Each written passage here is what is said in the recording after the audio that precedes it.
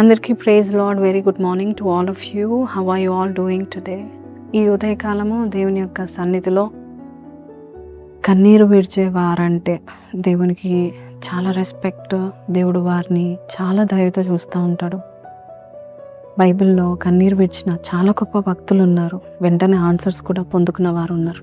So ఒకవేళ నువ్వు ఏ విషయంలో అయితే కన్నీటితో ప్రార్థన చేస్తున్నావో ఈరోజు వాగ్దానము హోషేయ 12:4. అతడు దూతతో పోరాడి జయముందెను. అతడు కన్నీరు విడిచి అతని బతిమాలెను. బేతేల్లో ఆయన అతనికి ప్రత్యక్షమాయను. అక్కడ ఆయన మనతో మాట్లాడాను. అయితే ఈరోజు వాగ్దానము అతడు కన్నీరు విడిచి అతని బతిమాలెను. దేవుడు ప్రత్యక్షమయ్యాడు.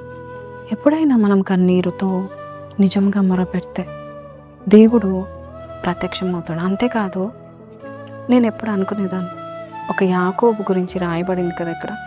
యాకోబు ఎలాగా దూతతో పోరాడాడు.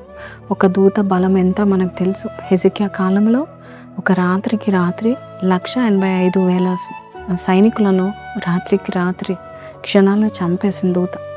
మరి అంత బలమైన దూతను ఏ మనుషుడు ఆపలే. ఒక్క వ్యక్తి, ఒక నరుడు, పురుగు వంటి నరుడు బలహీనుడైన యాకోబు ఎలాగ ఆపాడంటే, ద ఓన్లీ థింగ్ దేవుడు లేక దూతలు జయించలేరు ఏంటంటే మనము కార్చే కన్నీరు. కన్నీటితో యేసే నామంలో మనం ఏది అడిగినా మనము నిజంగా జయము పొందుకుంటాము.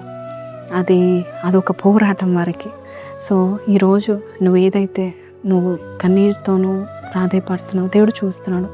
ప్రతి కన్నీటి బొట్టు ఆయన తన యొక్క బాటిల్లో, తన యొక్క బుడ్డిలో దేవుడు దాచిపెట్టుకున్నాడు.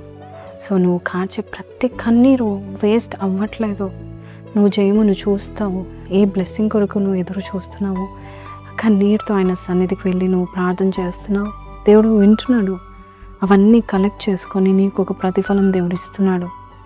హన్నా 1 సమూయేలు 1:10 బహు దుఃఖాక్రాంతురాలై బహుగా ఏడ్చి ప్రార్థన చేసింది.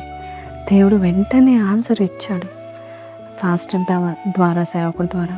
అలాగే ఇర్మియా 9:17-18, 20 అంగలార్పు విద్య నేర్పుండి అంటున్నాడు.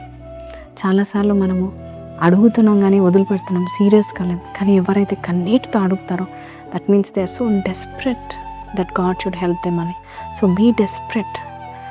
ఒకవేళ నువ్వు ఏదైతే ఇప్పటి వరకు కన్నీరు కార్చి దేవుని అడిగావో ఖచ్చితంగా దేవుడు నీకు జవాబిస్తున్నాడు. Your tears are not wasted. ఖచ్చితంగా దేవుడు నీకు ఆన్సర్ ఇస్తున్నాడు. కాబట్టి విశ్వాసంతో ధైర్యముగా నాతో పాటు ప్రార్థనలో ఏకీభవించండి. పరిశుద్ధుడ మహోన్నతుడు తండ్రి, మనుషులు కన్నీరు చూసినప్పుడు హేళన చేయొచ్చు, బలహీనులు అనుకోవచ్చు. కానీ మా కన్నీరుని చూసే దేవుడవు, మేము దీనంగా నిలబడే స్థానమును చూసే దేవుడవు నాయన.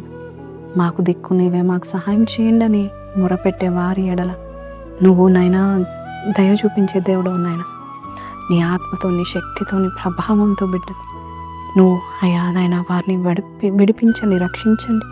వారికి త్వరలో ఆన్సర్ని దయచేసినందుకు నీకు వందన. ఏ విషయంలో అయితే కన్నీరు కారుస్తున్నారు, ఏ స్థితిగతి మారాలని కన్నీరు కారుస్తున్నాడు, ఇప్పుడే నీ యొక్క నాయన నామంలో నా గొప్పతనం, ఘనమైన నీ నామంలో అడుగుతున్నాం నాయన. అట్టి కార్యం వారికి చేసి వారిని దీవించమని యేసు పరిశుద్ధ నామంలో అడిగి వేడుకొంచున్నాం తండ్రి. ఆమేన్. సో ప్రైజ్ లార్డ్ అండి. దేవుని దగ్గర ఏడ్చిన ప్రతి కన్నీరు దేవుడు ప్రతిఫలం ఇస్తున్నాడు. కాబట్టి కింద కమెంట్లో my tears are not wasted అని పెట్టండి. May God bless you. Have a blessed day. Praise lord.